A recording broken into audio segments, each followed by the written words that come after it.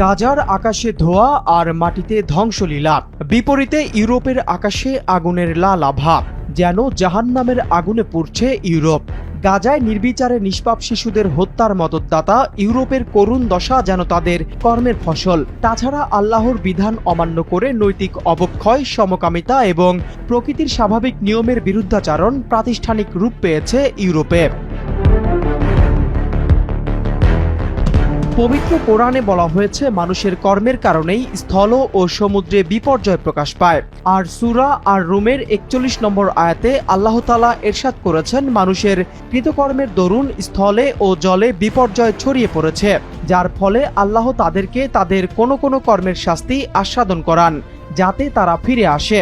ইসলামী চিন্তাবিদদের মতে এই আয়াতটি স্পষ্ট করে দেয় যে জলবায়ু পরিবর্তন, দাবদাহ বা যে কোনো প্রাকৃতিক মহাবিপর্যয় আসলে মানুষেরই করা জুলুম, অন্যায় ও পাপের ফসল।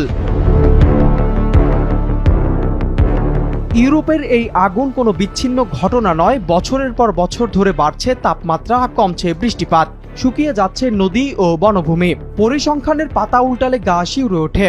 জুনের শেষ সপ্তাহে ইউরোপ জুড়ে তীব্র তাপপ্রবাহে মাত্র ৭ দিনে ১০,০০০-এর বেশি অতিরিক্ত মানুষের মৃত্যু নথিভুক্ত করেছে ইউরোপীয় মৃত্যু মনিটর ইউরোমোমো। বিশ্ব স্বাস্থ্য সংস্থার প্রধান টেড্রোস আধানম একে আখ্যা দিয়েছেন এক নীরব ঘাতক হিসাবে। এখানেই শেষ নয়, পরিস্থিতি কতটা অপার্থিব ও ভয়ঙ্কর তা বোঝা যায় ফ্রান্সের দিকে তাকালে। তাপমাত্রা ৪০ ডিগ্রি সেলসিয়াস ছাড়িয়ে যাওয়ার পর আরও ভয়ঙ্কর রূপ নিয়েছে পরিস্থিতি। ফ্রান্সের রাষ্ট্রীয় তথ্য অনুযায়ী দেশটির বিভিন্ন প্রান্ত থেকে ২.৫ লাখের বেশি মানুষকে জরুরি ভিত্তিতে সরিয়ে নেওয়া হয়েছে। দাবানলের আগুন গ্রাস করে নিয়েছে প্যারিসের চেয়েও ৩ গুণ বড় এলাকা। আল্লাহর দেওয়া সমস্ত প্রাকৃতিক ও নৈতিক নিয়মকে বৃদ্ধাঙ্গুলি দেখিয়ে ইউরোপে আজ সমকামিতা, সমলিঙ্গের বিয়ে এবং অনৈতিক জীবনযাত্রাকে প্রাতিষ্ঠানিক রূপ দেওয়া হয়েছে।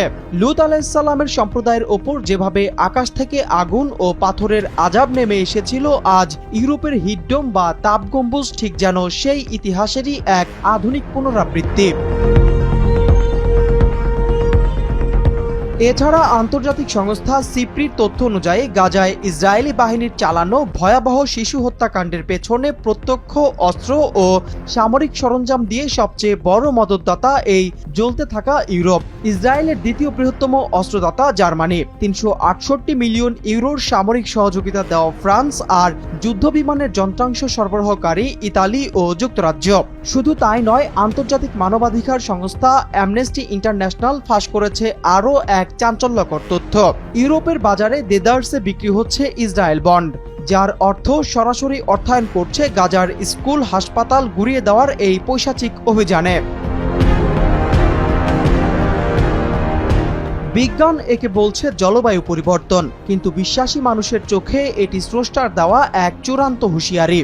চারপাশের এই লেলিহান শিখা আজ ফিসফিসিয়ে এক পরম সত্যই মনে করিয়ে দিচ্ছে, মানুষের পাপের সীমা যখন আকাশ স্পর্শ করে, তখন প্রকৃতির নির্মম প্রতিশোধ থেকে বাঁচার আর কোনো পথ খোলা থাকে না।